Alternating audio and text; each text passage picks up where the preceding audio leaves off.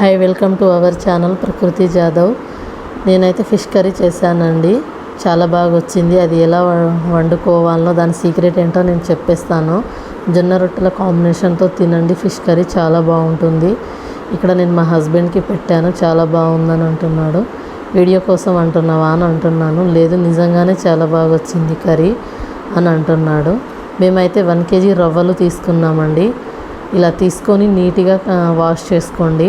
ఒకసారి వాష్ చేసుకున్న తర్వాత మనము ఇది వాష్ చేసుకునేటప్పుడు సాల్ట్ వేసుకొని వాష్ చేసుకోండి, అయితే బాగుంటుంది. ఇట్లా మా హస్బెండ్ వాష్ చేస్తున్నారు.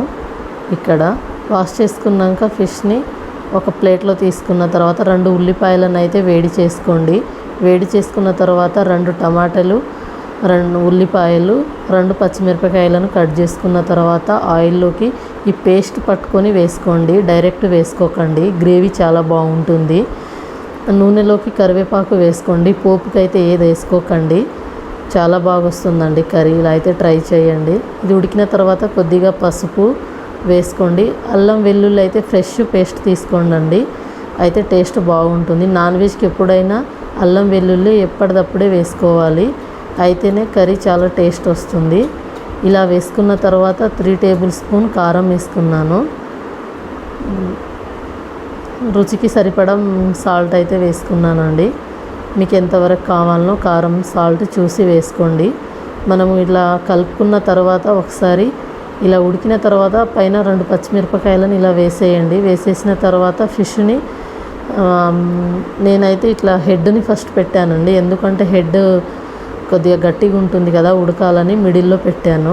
10 minutes సిమ్లో పెట్టి ఉడికించుకోండి.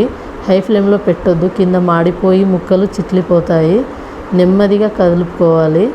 లెమన్ సైజు చింతపండును నానబెట్టుకొని ఉడికిన తర్వాత 10 minutes తర్వాత చింతపులుసు ఇలా పోసుకోండి. నేనైతే చింతపులుసు పోసుకున్నాను. నేను జొన్న రొట్టెలకు సరిపోవాలి కాబట్టి చింతపులుసు పోసుకున్నాను నేను కొద్దిగా ఎక్కువ. మెయిన్ సీక్రెట్ ఇదేనండి. ధనియాలు, బియ్యము, మెంతులు, వాము, ఈ మూడింటిని ఇట్లా పెనం మీద వేయించుకోండి.